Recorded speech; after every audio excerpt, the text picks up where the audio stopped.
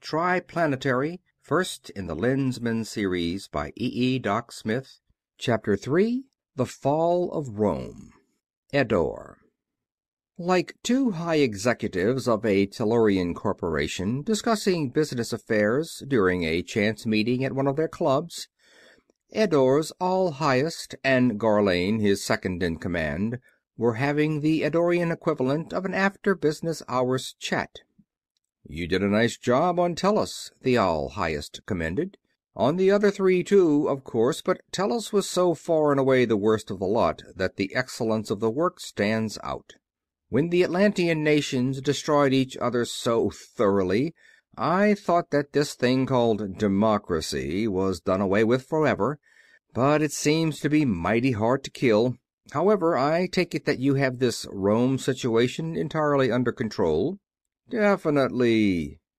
Mithridates of Pontus was mine. So were Sulla and Marius. Through them and others I killed practically all of the brains and ability of Rome, and reduced that so-called democracy to a howling, aimless mob. My Nero will end it. Rome will go on by momentum, outwardly, will even appear to grow for a few generations, but what Nero will do can never be undone." "Good! A difficult task, truly." "Not difficult exactly, but it's so damned steady." Gharlane's thought was bitter. "But that's the hell of working with such short-lived races. Since each creature lives only a minute or so, they change so fast that a man can't take his mind off of them for a second. I've been wanting to take a little vacation trip back to our old-time space, but it doesn't look as though I'll be able to do it until after they get some age and settle down." "That won't be too long. Lifespans lengthen, you know, as races approach their norms." "Yes, but none of the others is having half the trouble that I am. Most of them, in fact, have things coming along just about the way they want them. My 4 planets are raising more hell than all the rest of both galaxies put together, and I know that it isn't me. Next to you, I'm the most efficient operator we've got. What I'm wondering about is why I happen to be the GOAT." "Precisely because you are our most efficient operator.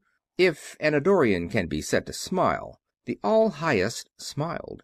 "You know as well as I do the findings of the integrator." "Yes, but I am wondering more and more as to whether to believe them unreservedly or not. Spores from an extinct life form, suitable environments, operation of the laws of chance. Tommyrot. I'm beginning to suspect that chance is being strained beyond its elastic limit for my particular benefit. And as soon as I can find out who is doing that straining, there will be one empty place in the innermost circle." "Have a care, Gharlane." All levity, all casualness disappeared. "Whom do you suspect? Whom do you accuse?" "Nobody, as yet. The true angle never occurred to me until just now, while I have been discussing the thing with you. Nor shall I either suspect or accuse, ever. I shall determine, then I shall act." "In defiance of me? Of my orders?" the All-Highest demanded, his short temper flaring. "Say, rather, in support," the lieutenant shot back unabashed. "If someone is working on me through my job, what position are you probably already in without knowing it? Assume that I am right, that these 4 planets of mine got the way they are because of a monkey business inside the circle. Who would be next? And how sure are you that there isn't something similar, but not so far advanced, already aimed at you? It seems to me that serious thought is in order." "Perhaps so. You may be right. There have been a few unconformable items. Taken separately, they do not seem to be of any importance, but together, and considered in this new light—" Thus was borne out the conclusion of the Arisian elders, that the Eddorians would not at that time deduce Arisia, and thus Eddore lost its chance to begin in time the forging of a weapon with which to oppose effectively Arisia's civilization's galactic patrol, so soon to come into being. If either of the two had been less suspicious, less jealous, less arrogant and domineering, in other words, had not been Eddorians, this history of civilization might never have been written, or written very differently and by another hand. Both were, however, Eddorians. Arisia.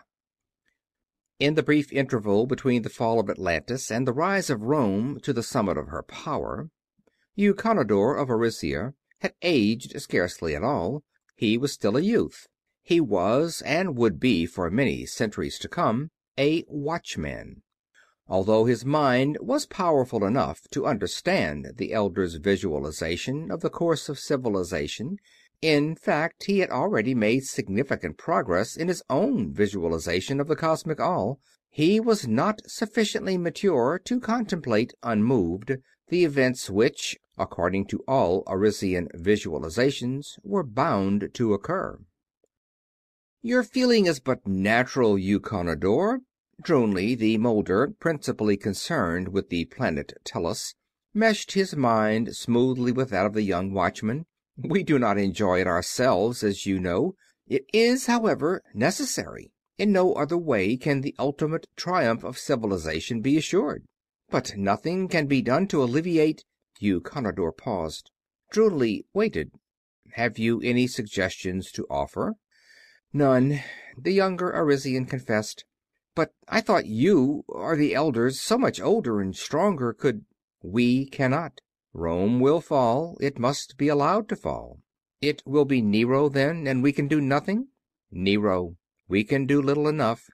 Our forms of flesh, Petronius, Acte, and the others, will do whatever they can, but their powers will be exactly the same as those of other human beings of their time. They must be and will be constrained, since any show of unusual powers, either mental or physical, would be detected instantly and would be far too revealing. On the other hand, Nero, that is, Gharlane of Eddore, will be operating much more freely."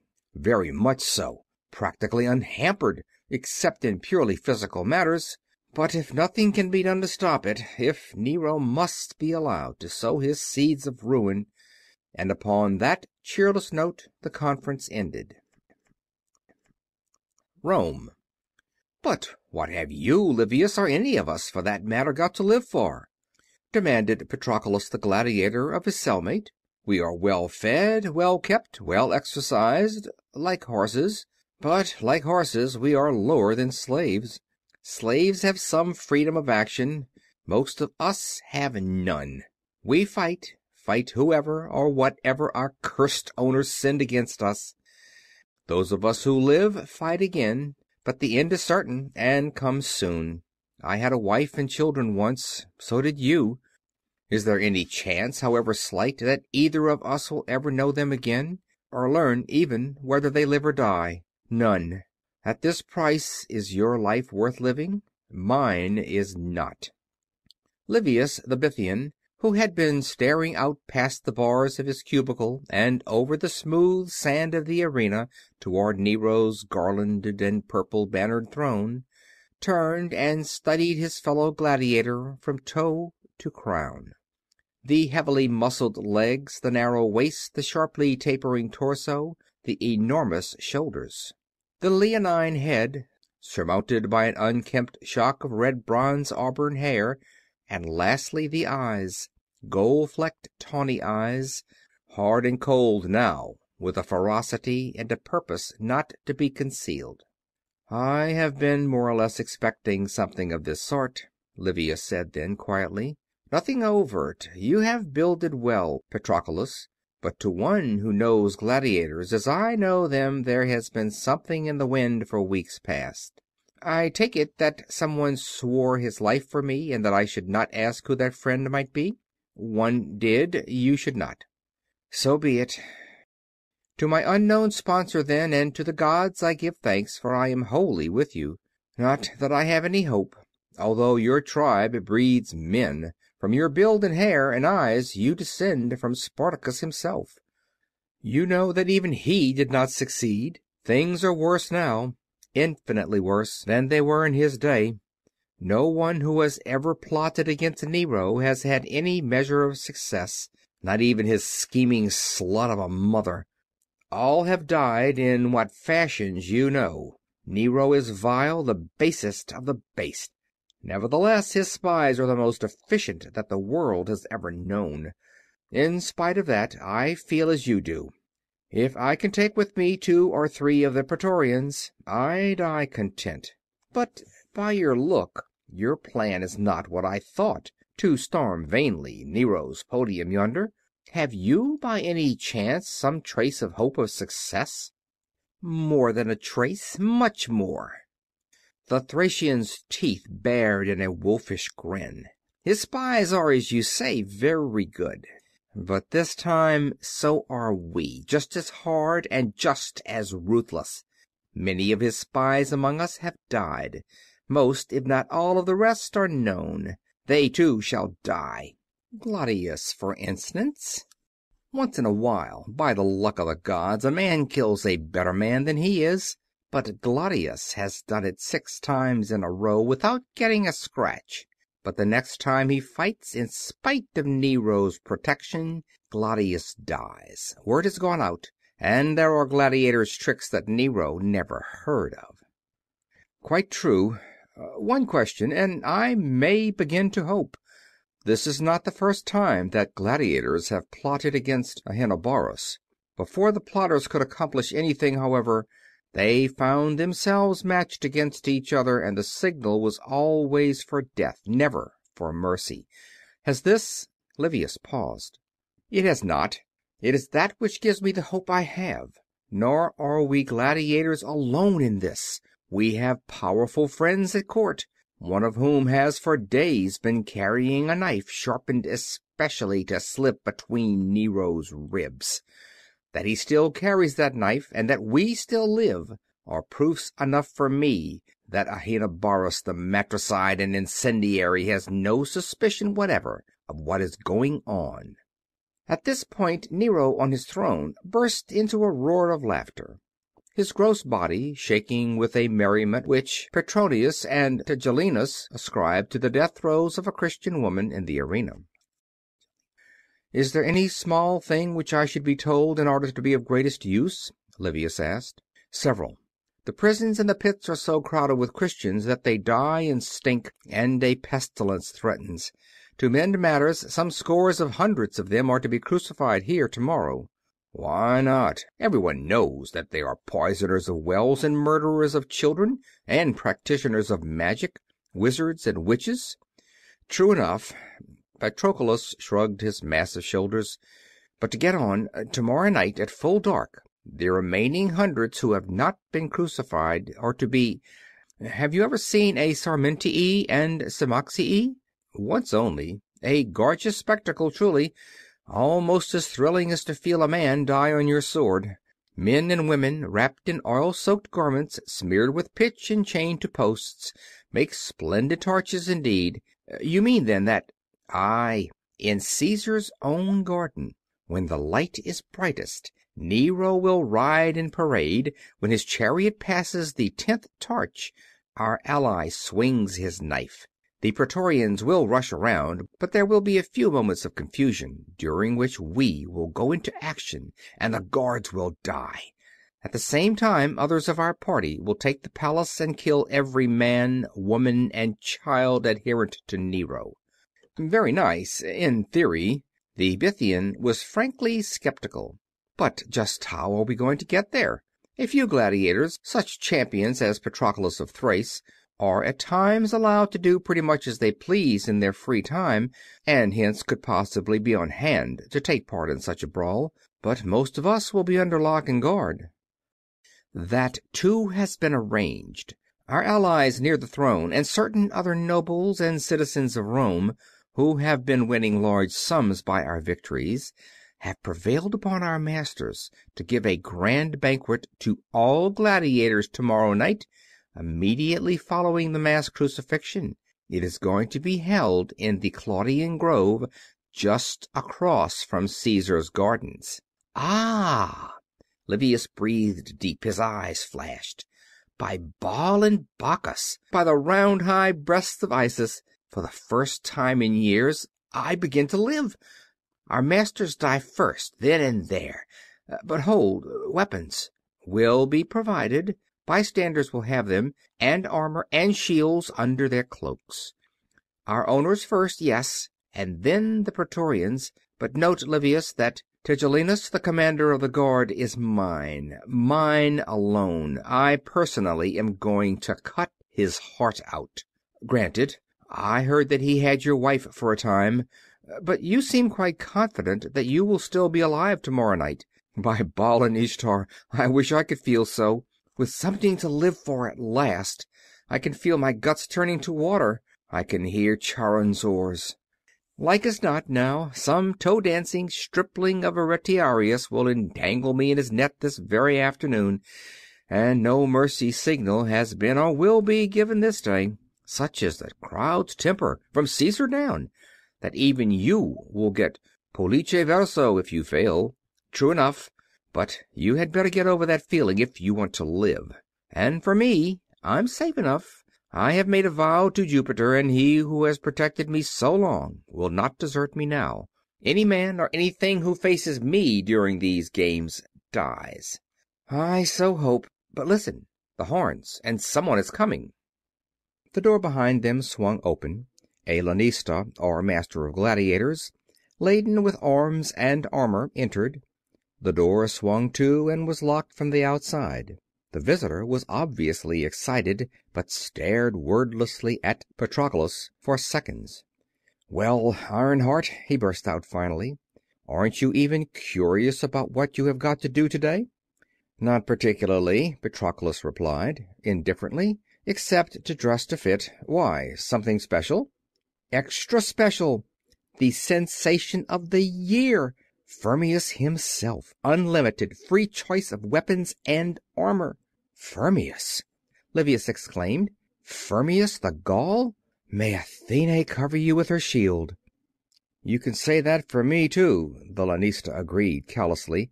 "Before I knew who was entered, like a fool, I bet 100 sesterces on Patroclus here, at odds of only 1 to 2 against the field.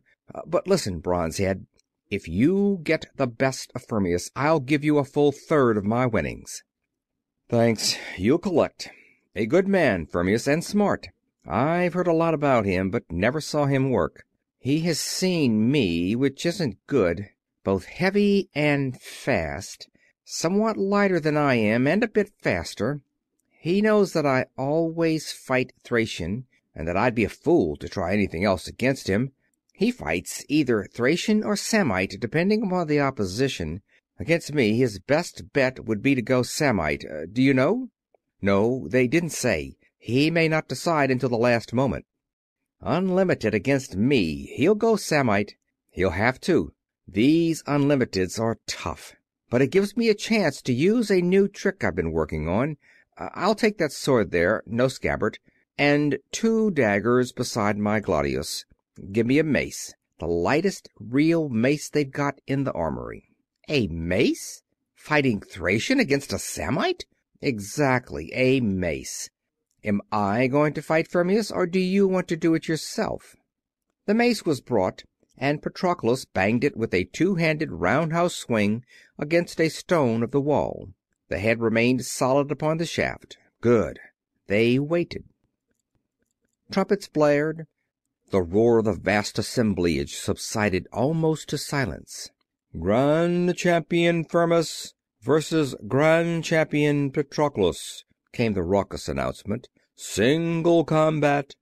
Any weapons that either chooses to use, used in any way possible. No rest, no intermission. Enter." The 2 armored figures strode toward the center of the arena. Patroclus's armor, from towering helmet down, and including the shield, was of dully gleaming steel, completely bare of ornament. Each piece was marred and scarred. Very plainly that armor was for use, and had been used. On the other hand, the Samite half-armor of the Gaul was resplendent with the decorations affected by his race. Firmius's helmet sported 3 brilliantly colored plumes. His shield and cuirass, enameled in half the colors of the spectrum, looked as though they were being worn for the first time. 5 yards apart, the gladiators stopped and wheeled to face the podium upon which Nero lolled. The buzz of conversation the mace had excited no little comment and speculation ceased. Patroclus heaved his ponderous weapon into the air. The Gaul whirled up his long, sharp sword. They chanted in unison, Ave Caesar Imperator, morituri te salutant. The starting flag flashed downward, and at its first sight, long before it struck the ground, both men moved. Firmius wheeled and leaped, but fast as he was not quite fast enough. That mace, which had seemed so heavy in the Thracian's hands a moment before, had become miraculously maneuverable. It was hurtling through the air, directly toward the middle of his body. It did not strike its goal. Patroclus hoped that he was the only one there who suspected that he had not expected it to touch his opponent. But in order to dodge the missile, Firmius had to break his stride, lost momentarily the fine coordination of his attack, and in that moment Patroclus struck again. But, as has been said, Firmius was both strong and fast. The first blow, aimed backhanded at his bare right leg, struck his shield instead. The left-handed stab, shield encumbered as the left arm was, ditto. So did the next trial, a vicious forehand cut. The third of that mad flurry of sword-cuts, only partially deflected by the sword which Firmius could only then get into play, sheared down, and a red and green and white plume floated toward the ground. The two fighters sprang apart and studied each other briefly. From the gladiators' standpoint, this had been the veriest preliminary skirmishing. That the Gaul had lost his plumes, and that his armor showed great streaks of missing enamel, meant no more to either than that the Thracian's supposedly surprise attack had failed. Each knew that he faced the deadliest fighter of his world, but if that knowledge affected either man, the other could not perceive it. But the crowd went wild. Nothing like that first terrific passage at arms had ever before been seen. Death, sudden and violent, had been in the air. The arena was saturated with it. Hearts had been ecstatically in throats. Each person there, man or woman, had felt the indescribable thrill of death, vicariously, safely, and every fiber of their lusts demanded more. More! Each spectator knew that one of those men would die that afternoon. None wanted or would permit them both to live. This was to the death, and death there would be. Women, their faces blotched and purple with emotion, shrieked and screamed. Men, stamping their feet and waving their arms, yelled and swore. And many, men and women alike, laid wagers. 500 sesterces on Firmius, one shouted, tablet and stylus in air. Taken, came an answering yell. The Gaul is done. Patroclus all but had him there. 1,000 you, came another challenge. Patroclus missed his chance and will never get another. 1,000 on Firmius. 2,000, 5,000, 10. The fighters closed, swung, stabbed. Shields clanged vibrantly under the impact of fended strokes. Swords whined and snarled, back and forth, circling, giving and taking ground. For minute after endless minute, that desperately furious exhibition of skill, of speed and of power and of endurance went on.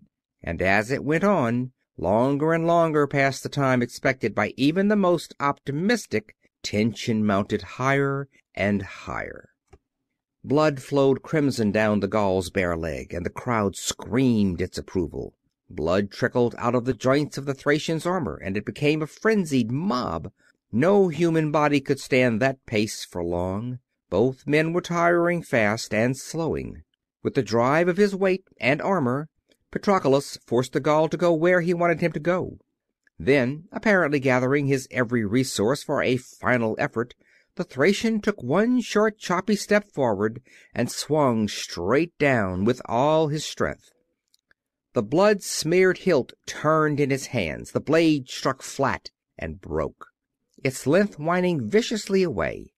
Firmius, although staggered by the sheer brute force of the abortive stroke, recovered almost instantly, dropping his sword and snatching at his gladius, to take advantage of the wonderful opportunity thus given him. But that breaking had not been accidental. Patroclus made no attempt to recover his balance. Instead, he ducked past the surprised and shaken Gaul. Still stooping, he seized the mace, which everyone except he had forgotten, and swung with all the totalized and synchronized power of hands, wrists, arms, shoulders, and magnificent body. The iron head of the ponderous weapon struck the center of the Gaul's cuirass, which crunched inward like so much cardboard. Firmius seemed to leave the ground and, folded around the mace, to fly briefly through the air. As he struck the ground, Patroclus was upon him. The Gaul was probably already dead. That blow would have killed an elephant, but that made no difference. If the mob knew that Firmius was dead, they might start yelling for his life too. Hence, by lifting his head and poising his dirk high in the air, he asked of Caesar his imperial will. The crowd, already fanatic, had gone stark mad at the blow. No thought of mercy could or did exist in that insanely bloodthirsty throng. No thought of clemency for the man who had fought such a magnificent fight. In cooler moments they would have wanted him to live, to thrill them again and yet again. But now, for almost half an hour, they had been loving the hot, the suffocating thrill of death in their throats. Now they wanted, and would have, the ultimate thrill. "Death!" The solid structure rocked to the crescendo roar of the demand. "Death! Death!" Nero's right thumb pressed horizontally against his chest. Every Vestal made the same sign. Pollice verso, death. The strained and strident yelling of the mob grew even louder. Patroclus lowered his dagger and delivered the unnecessary and unfelt thrust, and "Per actum est!" arose one deafening yell. Thus the red-haired Thracian lived, and also, somewhat to his own surprise, did Livius. "I'm glad to see you, Bronze Heart. By the white thighs of Cerces I am," that worthy exclaimed when the two met the following day. Patroclus had never seen the Bithynian so buoyant. "Pallas Athene covered you, like I asked her to, but by the red beak of Thoth and the sacred Zamphit of Tanit, it gave me the horrors when you made that throw so quick and missed it. And I went as crazy as the rest of them when you pulled the real coup. But now, curse it, I suppose we'll all have to be on the lookout for it. Or no, unlimiteds aren't common, thank Neheb the Smiter and his scarlet spears." "I hear you didn't do so badly yourself," Patroclus interrupted his friend's loquacity. "I missed your first two, but I saw you take Kalendios. He's a high raider, one of the best of the locals, and I was afraid he might snare you, but from the looks of you, you only got a couple of stabs. Nice work." "Prayer, my boy, prayer is the stuff. I prayed 'em in order and hit the jackpot with Shamash. My guts curled up again like they belong, and I knew that the portents were all in my favor. Besides, when you were walking out to meet Firmius, did you notice that red-headed Greek posturer making passes at you?" "Huh? Don't be a fool. I had other things to think of." "So I figured. So did she, probably, because after a while she came around behind with a lanista and made eyes at me. I must have the next best shape to you here, I guess. What a wench!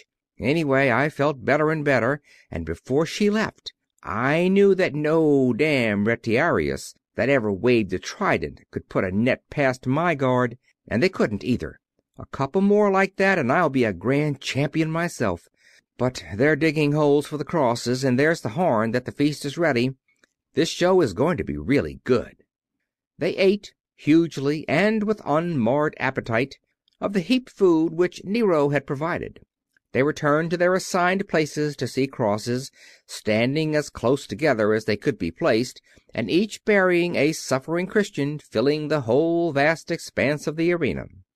And, if the truth must be told, those two men enjoyed thoroughly every moment of that long and sickeningly horrible afternoon. They were the hardest products of the hardest school the world has ever known, trained rigorously to deal out death mercilessly at command, to accept death unflinchingly at need.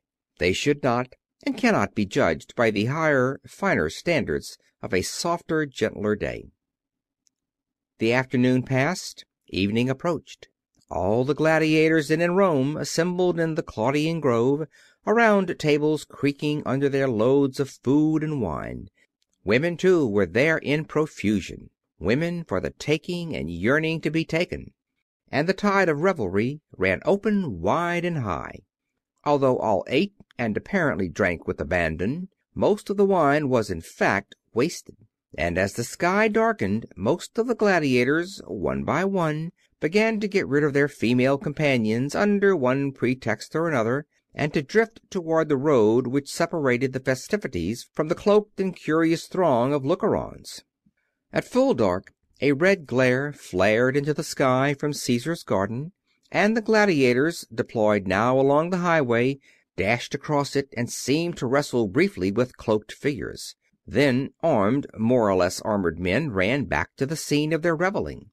Swords, daggers, and gladii thrust, stabbed, and cut. Tables and benches ran red. Ground and grass grew slippery with blood. The conspirators turned then and rushed toward the Emperor's brilliantly torchlit garden. Patroclus, however, was not in the van. He had had trouble in finding a cuirass big enough for him to get into. He had been delayed further by the fact that he had had to kill 3 strange lanista before he could get at his owner, the man he really wanted to slay. He was therefore some little distance behind the other gladiators when Petronius rushed up to him and seized him by the arm. White and trembling, the noble was not now the exquisite Arbiter Elegantiae, nor the imperturbable Augustian. "Patroclus! In the name of Bacchus, Patroclus, why do you men go there now? No signal was given. I could not get to Nero." "What?" the Thracian blazed. "Vulcan and his fiends? It was given. I heard it myself. What went wrong?" "Everything." Petronius licked his lips. "I was standing right beside him. No one else was near enough to interfere. It should have been easy. But after I got my knife out, I couldn't move. It was his eyes, Patroclus. I swear it by the white breasts of Venus. He has the evil eye. I couldn't move a muscle, I tell you. Then, although I didn't want to, I turned and ran." "How did you find me so quick?" I don't know," the frantic arbiter stuttered. "I ran, and there you were. But what are you going to do?" Patroclus's mind raced.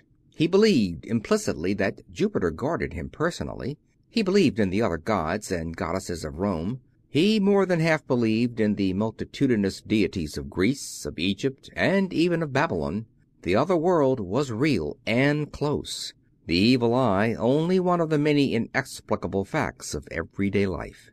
Nevertheless, in spite of his credulity, or perhaps in part because of it, he also believed firmly in himself, in his own powers, wherefore he soon came to a decision. "Jupiter, ward from me Ahenobarbus's evil eye," he called aloud, and turned. "Where are you going?" Petronius, still shaking, demanded. "To do the job you swore to do, of course, to kill that bloated toad, and then give to Tigellinus what I have owed him so long." At full run, he soon overtook his fellows and waded resistlessly into the fray.